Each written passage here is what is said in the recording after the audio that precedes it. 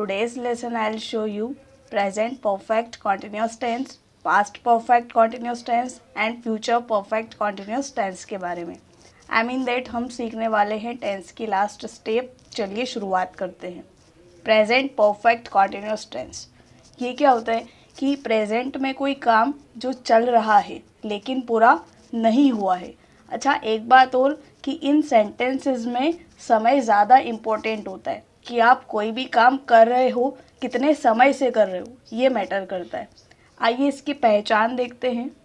रहा है, रही है, रहे हो, रही हूँ एंड रहा हूँ, ये इसकी क्या होती है, पहचान होती है। आइए बढ़ते हैं अफर्मेटिव सेंटेंस पर।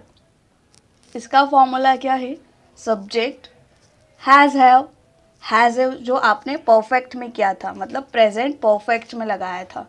देन अब उसमें टाइम आ रहा है, इसके लिए आपको क्या यूज़ करना है, बीन। फिर वर्ब की फर्स्ट फॉर्म के साथ आईएनजी और ऑब्जेक्ट। इसमें इम्पोर्टेंट क्या है, टाइम। अब टाइम को शो करने के लिए आप क्या करोगे, सिंस या फिर फॉर का यूज़ करोगे। अब इस टेंस को समझने से पहले सिंस और फॉर का यूज़ जानना बहुत ज़रूरी है। सिंस का यूज़ आप कब करोगे, जब टाइम क्या होगा, एग्जैक्ट, मतलब पर्टिकुलर टाइम होगा, तब आपको क्या यूज़ करना है, सिंस। फॉर का यूज़ आप कब करोगे, जब टाइम क्या हो, मतलब निश्चित ना हो। ठीक है, आइए सिंस और फॉर के कुछ एग्जाम्पल से इसको क्लियर कर लेते हैं। जैसे सिंस का यूज़ आप कब करोगे, जैसे मंथ के तौर पर फरवरी, ईयर 2010, डे मंडे, मतलब जब टाइम क्या हो, फिक्स हो, निश्चित हो, तब आप सिंस का यूज़ करते हो। फिर फॉर के एग्जाम्पल देखते हैं, जैसे 2 मंथ, 10 ईयर्स, 2 डेज। ओके, आइए एग्जाम्पल्स पर बढ़ते हैं। आई होप आपको सिंस और फॉर का यूज़ समझ आ गया होगा। इसका एग्जाम्पल क्या है, हम 1 घंटे से पाठ पढ़ रहे हैं। देखो उसमें टाइम है 1 आवर एंड आप कोई काम है जो कर रहे हो। ठीक है, तो उसको सेंटेंस में कैसे बनाओगे आप, we have been reading for 1 hour. Second sentence क्या है, वह अप्रैल से अंग्रेजी सीख रहा है। देखो अब उसमें मंथ आ गया, मंथ क्या होता है, एग्जैक्ट। अब हमें क्या यूज़ करना है, सिंस। तो इस सेंटेंस को आप कैसे बनाओगे, he has been learning English since April. Okay, अब बढ़ते हैं नेगेटिव सेंटेंस की ओर। इसका फॉर्मूला क्या होता है, सब्जेक्ट हैज़ हैव, दोनों में से आप एक चूज़ करते हो। उसके बाद नॉट, नॉट के बाद क्या यूज़ करोगे, बीन, ये बन जाएगा नॉट बीन। फिर वर्ब की फर्स्ट फॉर्म के साथ आईएनजी और ऑब्जेक्ट। ऑब्जेक्ट में ईटीसी मीन्स यहाँ पे टाइम भी आप शो करोगे। फर्स्ट एग्जाम्पल है इसका, तुम 2 दिन से काम नहीं कर रहे हो, you have not been working for 2 days, मतलब आप 2 दिन से काम नहीं कर रहे हो। सेकेंड सेंटेंस क्या है, प्रधानाचार्य अक्टूबर से नहीं आ रहे हैं, the principal has not been coming since October. ठीक है, अब उसमें अक्टूबर एक महीना है जो एग्जैक्ट है, मतलब पर्टिकुलर एक मंथ है, इसलिए आपने क्या यूज़ किया, सिंस। अब चलते हैं इंट्रोगेटिव सेंटेंस की ओर। इसमें आप क्या करोगे, as it is helping verb आगे लेके आओगे। हेल्पिंग वर्ब क्या होती है, हैज़ या फिर हैव। फिर आप यूज़ करोगे सब्जेक्ट। सब्जेक्ट के बाद आपको क्या यूज़ करना है, बीन का यूज़ करना है। ठीक है, क्योंकि आप उसमें टाइम शो करने वाले हो। बीन के बाद आप क्या करोगे, वर्ब की फर्स्ट फॉर्म के साथ आईएनजी और ऑब्जेक्ट। अब आप याद रखना यहाँ पे टाइम शो होगा। लास्ट देन क्या करोगे, क्वेश्चन मार्क लगाओगे।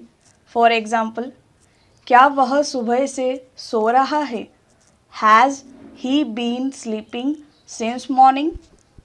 सेकेंड सेंटेंस, क्या जिया 2 महीने से कानपुर में रह रही है, हैज़ शी।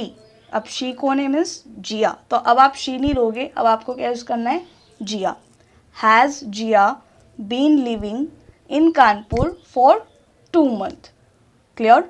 आई होप आप प्रेजेंट परफेक्ट कॉन्टिन्यूस टेंस बिल्कुल परफेक्टली समझ गए होंगे। ओके, अब हमें नेक्स्ट स्टेप पर चलना है जिसका नेम है पास्ट परफेक्ट कॉन्टिन्यूस टेंस। इसका मीनिंग क्या होता है कि आप कोई भी काम है ना कर रहे थे, बट वो कितने टाइम से कर रहे थे उसको शो करने के लिए आप पास्ट परफेक्ट कॉन्टिन्यूस टेंस का यूज़ करते हो। ठीक है, इसकी पहचान क्या होती है हिंदी में? रहा था, रही थी और रहे थे। ठीक है, चलिए बात करते हैं अफर्मेटिव सेंटेंस के बारे में। इसमें क्या करोगे आप? सिर्फ हेल्पिंग वर्ब्स चेंज करनी है और कुछ नहीं करना है, बहुत इजी है। क्या यूज़ करोगे? सब्जेक्ट, बाद में यूज़ करना है हैड। अब पहले आपने क्या यूज़ किया? हैज़ या फिर हैव। अब आप चेंज करके क्या करोगे? हैड यूज़ करोगे। ठीक है, तो सब्जेक्ट हैड, हैड के बाद क्या यूज़ करना है? बीन, फिर वर्ब की फर्स्ट फॉर्म के साथ आईएनजी और object, and then time show होगा सिंस या फिर फॉर। एग्जाम्पल, हम सोमवार से स्कूल जा रहे थे। सेंटेंस पर गौर करना, जा रहे थे मतलब ये काम पहले हो रहा था। कब से? सोमवार से। क्लियर? तो अब इसको इंग्लिश में कैसे बनाओगे? We had been going to school. कब से? Since Monday. Clear? Second sentence, मेरा दोस्त 2010 से कठिन परिश्रम कर रहा था। कर रहा था फोकस करो एंड टाइम फोकस करो, 2010। अब उसको इंग्लिश में आप कैसे लेने वाले हो? My friend has been working. अब हैज़ तो नहीं आने वाला, अब क्या आएगा? हैड। ठीक है, तो ये ही बात आपको फोकस करनी है कि कोई काम आप कर रहे थे एंड टाइम आ रहा है, तो हैज़ हैव यूज़ नहीं करना है, हैड यूज़ करना है। ठीक है, तो इस सेंटेंस को बनाओगे आप कैसे? हैज़ बीन यूज़ करोगे, फिर वर्किंग जो वर्ब हो जाएगी, working hard since 2010। Clear? Negative sentence पर चलते हैं। इसमें क्या यूज़ करना है? As it is not been use करना होगा। ठीक है, आइए इसको ज़रा रूल से समझते हैं। इसमें क्या करोगे? सब्जेक्ट, फिर आपको यूज़ करना है हैड नॉट बीन, वर्ब की फर्स्ट फॉर्म के साथ आईएनजी और ऑब्जेक्ट, ऑब्जेक्ट में टाइम, सिंस या फिर फॉर। एग्जाम्पल, बच्चे 1 घंटे से शोर नहीं मचा रहे थे। The children had not been making a noise since 1 hour. Clear? अब हमें बढ़ना है इंट्रोगेटिव सेंटेंस की ओर। अब इसमें एज इट इज़ आप क्या करोगे? हेल्पिंग वर्ब आगे लेके आओगे। अब यहाँ पे पास्ट परफेक्ट कॉन्टिन्यूस की हेल्पिंग वर्ब क्या होती है? हैड, तो आप हैड को आगे लेके आए। इसके बाद आप क्या यूज़ करोगे? सब्जेक्ट, उसके बाद बीन, फिर वर्ब की फर्स्ट फॉर्म के साथ आईएनजी एंड ऑब्जेक्ट। अब आप बहुत समझदार हो गए, अब आपको पता है क्या यूज़ करना है, सिंस या फिर फॉर। फॉर एग्जाम्पल, क्या वे 4 दिनों से यात्रा कर रहे थे? Had they been travelling for 4 days? क्या तुम मुझे 10 मिनट से बुला रहे थे? Had you been calling me for 10 minutes? Guys, आपको वीडियो समझ आ रहा है तो एक लाइक तो बनता है, और उसी के साथ आप हमारे चैनल को सब्सक्राइब भी करें। Move on the next step, future perfect continuous tense. इसका मीनिंग क्या है कि फ्यूचर में कोई वर्क चल रहा होगा, कोई काम आप कर रहे होंगे। इसकी पहचान क्या होगी? रहा होगा, रहे होंगे और रही होगी। इसके लिए अब हमें चलना होगा अफर्मेटिव सेंटेंस की ओर। इसका फॉर्मूला क्या है? सब्जेक्ट विल हैव बीन, फिर वर्ब की फर्स्ट फॉर्म के साथ आईएनजी और ऑब्जेक्ट, एंड लास्ट दिन आपको शो करना है टाइम, और इसके लिए आपको ज़रूरत होगी सिंस या फिर फॉर की।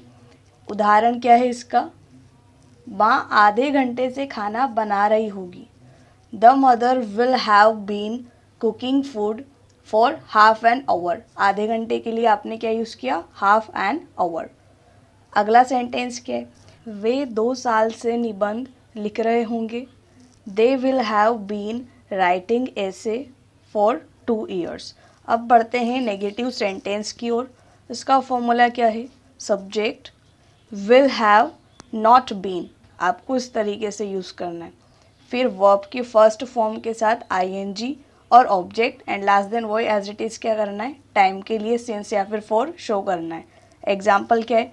राहुल सुबह से पतंग नहीं उड़ा रहा होगा। Rahul will have not been flying a kite since morning. तो guys let's move on the next step. उसका नाम क्या है? Interrogative sentence. ओके, अब इसका फॉर्मूला क्या होगा? विल, आप एज इट इज़ विल आगे लेके आओगे जो हेल्पिंग वर्ब है आपकी।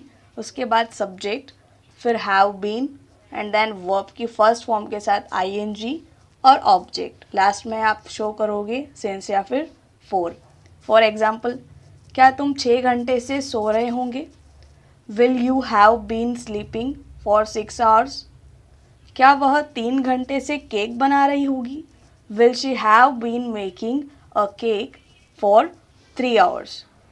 I hope you really enjoy my video.